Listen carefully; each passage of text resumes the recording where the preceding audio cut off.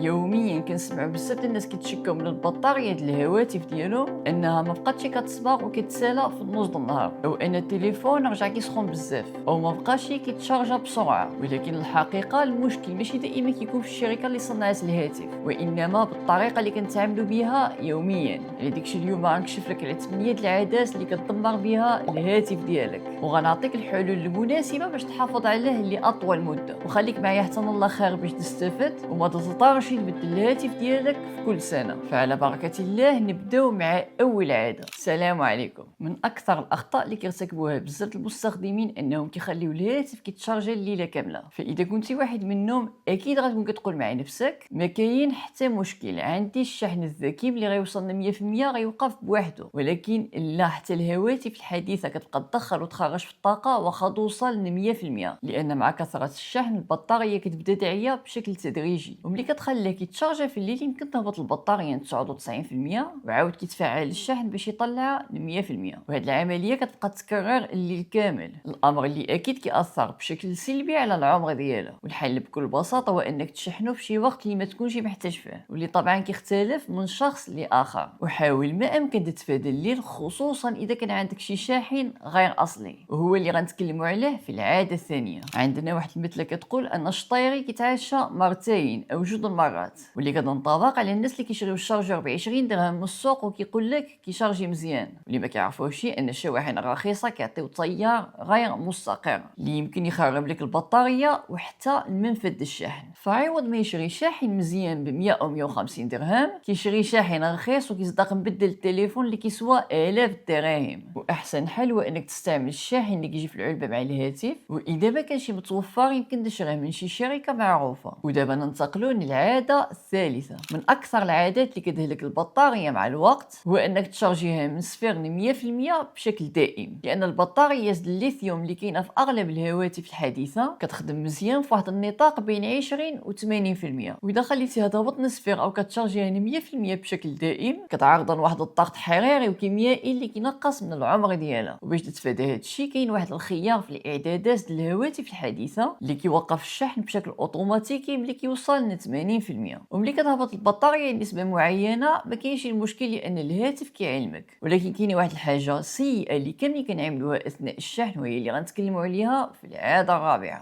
بلا ما تقول لي انك ما كتستعملش الهاتف وهو كيتشارجا، المشكل هنا انه ملي كيكون في الشارج كيسخن، وملي كتستعملو كتزيد تسخنو، وخصوصا اذا كان الاستخدام ديالك ثقيل بحال المونتاج او الجيمنج. وبما ان البطاريه ما كتحملش السخانه فعادي جدا ينقص العمر ديالها، ولكن يمكن مرات تستخدمه في الامور الضروريه بحال الرد على شي مكالمه او رساله. المهم يكون الاستخدام عادي والوقت قصير باش ما ترتفعش الحراره ديالو اكثر من اللازم. واذا كنتي باقي معايا في الفيديو هادشي كيعني انه عاجبك الحال، فبلا ما نوصيك ما تنساش تشترك باش توصل فيديوهات اخرين. ودابا اجي نتعرفوا على العاده الخامسه. كنلاحظ ان بزاف د الناس كيخليو سطوع الشاشه دائما معلي لاقصى درجه، الامر اللي يمكن يسبب في عده مشاكل بحال ارتفاع درجه حراره الهاتف او احتراق البكسلات، وكيسبب كذلك في مشاكل في العينين لاننا كنستعملوا الهاتف لعده ساعات يوميا. والاضاءه العاليه اكيد غتكون مؤثره، وخصوصا اذا كنتي في شي غرفه مظلمه. ولكن عاود كاين اللي كيقلل السطوع اكثر من القياس وكيصدق في مشاكل اخرين. المهم الحل سهل، اما فعل السطوع التلقائي باش يحدد لك الهاتف السطوع المناسب حسب ظروف الاضاءه المحيطه بك، واذا ما ارتحتيلوش يمكن لك تحدد الدرجه المناسبه لك بشكل